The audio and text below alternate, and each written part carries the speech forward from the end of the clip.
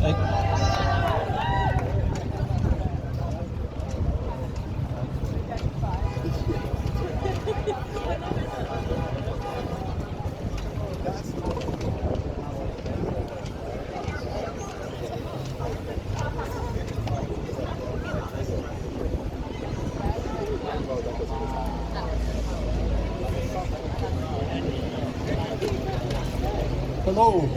Right.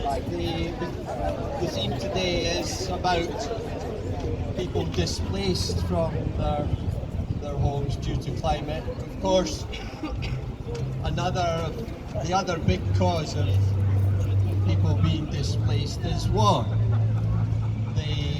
So the organisers today invited Campaign Against Arms Trade to provide a speaker. And, I'm speaking on behalf of Campaign Against Arms Trade.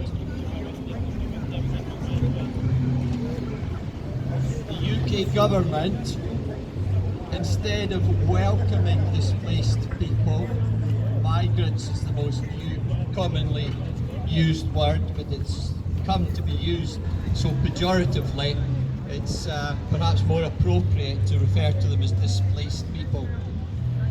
So the UK government, instead of welcoming them, that government is welcoming the people, the very people who are fueling and profiting from the wars that result in their displacement and them becoming refugees from their homelands.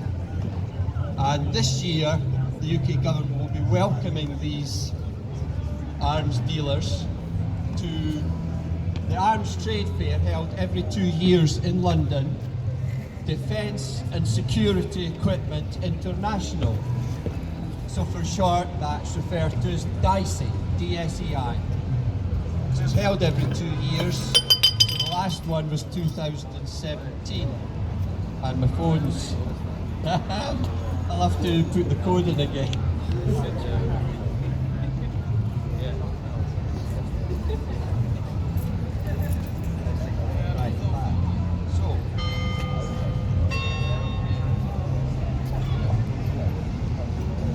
So the last one was 2017, and it's every 2 years, so it's being held this year in September. It's held in the Excel Centre in the Docklands of East London. Every 2 years the global arms trade comes to London for DSEI, one of the world's largest arms fairs. This is where those who profit from war, repression and injustice do business. This is more than 1,000 arms companies plan to set up shop, marketing their products to more than 30,000 attending from around the world. Campaign Against Arms Trade organises a coalition called Stop the Arms Fair every year to take action, to protest and take action, disruptive action, direct action, to try and stop this travesty occurring in the UK. The actions take place during the week preceding the Arms Trade Fair in order to try and disrupt the delivery of the products. And I'll maybe come back to that, but there's I could read first of all something that was information that was on the website before the last trade fair in 2017. Military delegations from around the world will head to London for Defence and Security Equipment International, the world's biggest arms fair. Many of these delegations will be from countries with absolutely the worst human rights records. At DSEI, they will meet weapons industry salespeople who will have filled the Excel Centre in London Docklands with the latest in fighter jets, drones, tanks, machine guns and, in inverted commas, non-lethal weapons.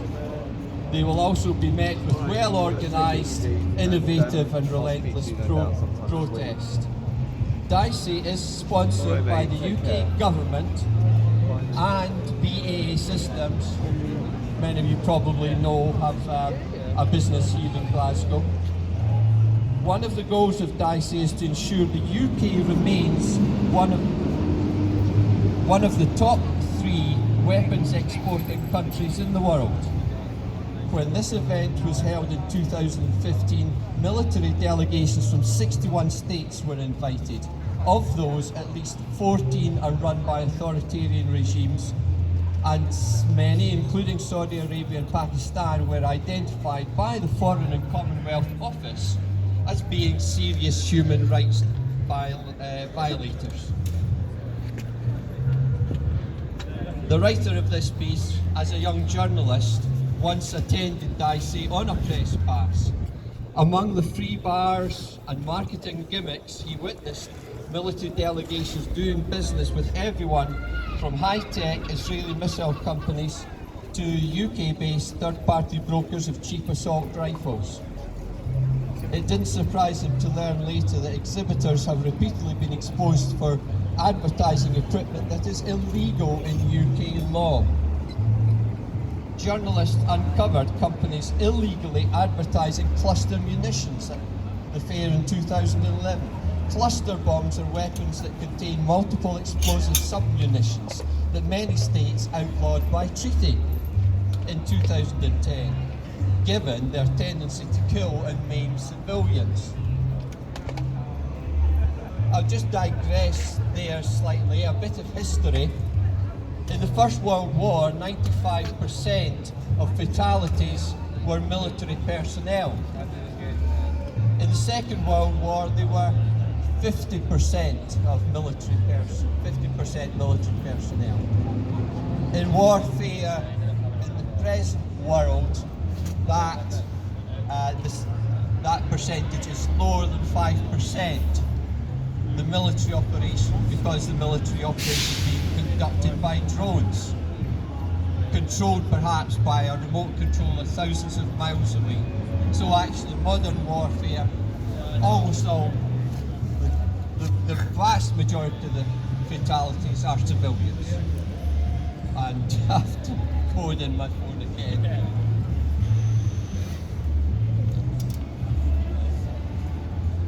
So getting back to this year, 2019 Dicey.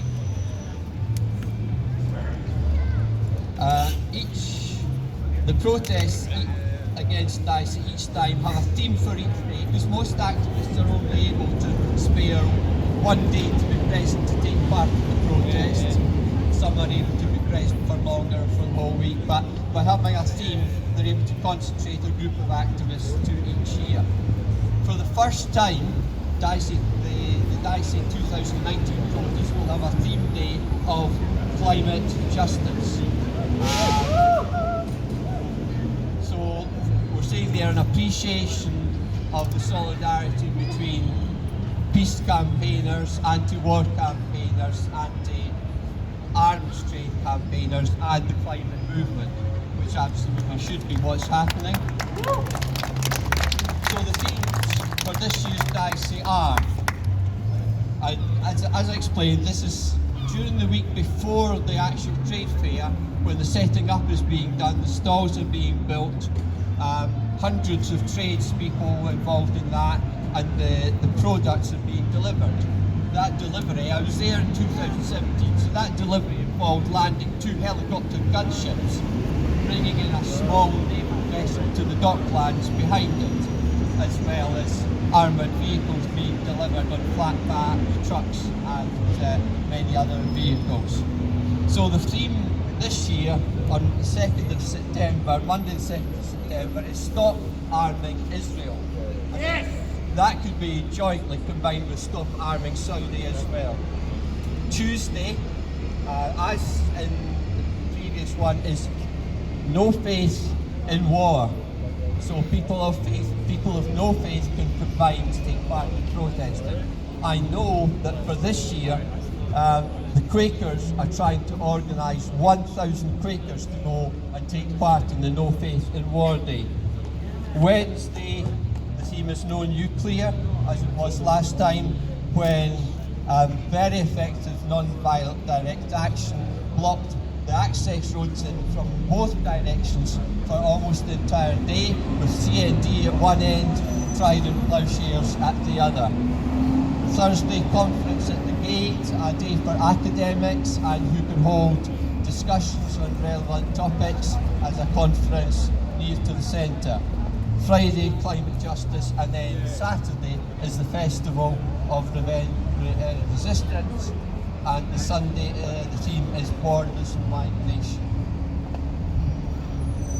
So during the week of action, so last time the Arms Fair came to London in 2017, hundreds of people took action to disrupt its setup. As lorries and trucks transporting armoured vehicles, missiles, sniper rifles, tear gas and bullets attempted to get on site, people from the world were there to put their bodies in the way. But also with a spirit, as with our events like this, of trying to also have some fun in the process. The protest involved dubka dancing, aerobics, a gig on a flatbed, abseilers who dangled from a bridge, totally blocking the access road for 3 hours. There was some theatre, and great credit to this group, Veterans for Peace, ex-military personnel who formed a group, Veterans for Peace, and they were present there in the actions in 2017. One of the themes that won't be this year, was last time, was super villains against the arms trade, because the super villains were upset that they were actually being made to look relatively good in comparison with arms dealers. And so we had various super villains turning up there in costume, which included a Dalek. There is a pedestrian crossing across the access road. As the Dalek was attempting to make its way across that crossing, the police stopped it and arrested the Dalek. There were choirs, there was a picnic on the road, which blocked the road for a considerable period of time. So the call is going out, will you help make 2000, and it should be said, the very first day of the arms trade, the Monday, was disrupted. The setting up had been so disrupted that come the Monday, they weren't fully prepared. The priority guests who get in on the first day, selected high priority guests, it wasn't properly ready for them. And so this year, we're going to try and close the arms fair down. Thank you.